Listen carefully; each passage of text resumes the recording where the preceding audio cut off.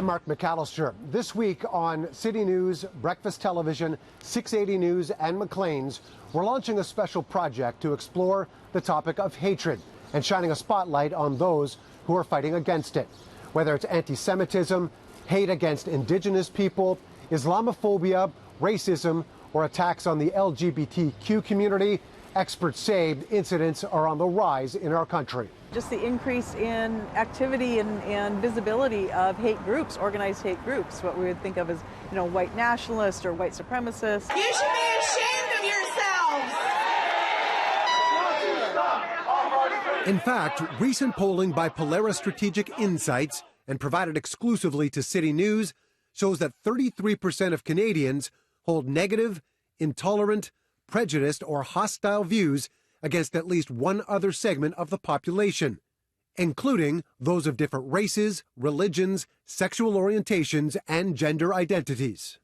And 42% of Canadians say they've been treated unfairly or discriminated against because of their sexual orientation, gender identity, religion, or ethnic and cultural background.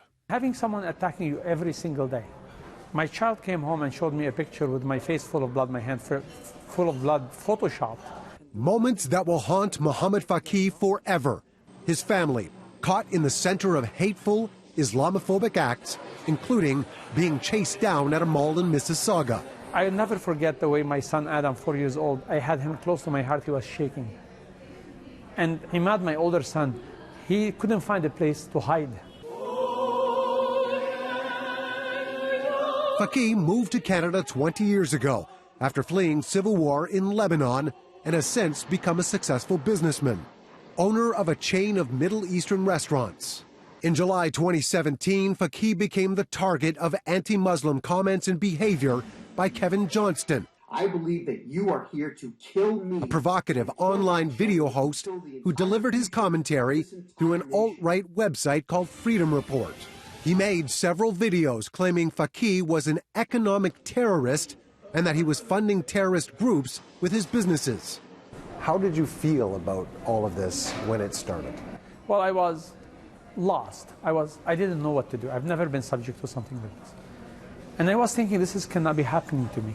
There's a range of potential things that people who are perceived to be Muslim can go through in terms of racist things that happen in Canada.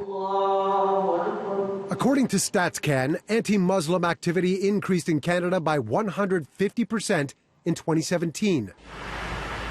The peak of which was the Quebec City Mosque, where 6 people were killed and 19 others injured. Multiple anti-immigration protests turned violent in Toronto.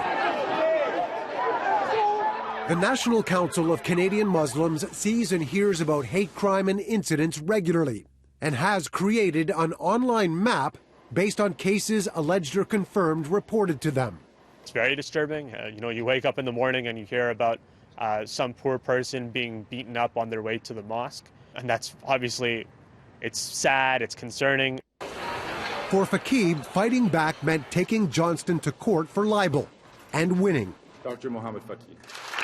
In a landmark decision, Ontario courts awarded him $2.5 million for defamation, an amount he pledges will be used to help other victims of hate crimes. I'm going to use that money to financially support others who seek to protect themselves.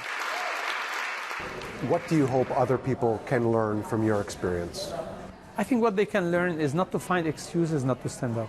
Minority and immigrant, and not only that, even people that they have something to lose. Standing up to hate. That's the theme of our special series. Our hope is to strike up a national conversation, and we want to hear from you. If you have something special going on in your community, here's how you can get in touch with us.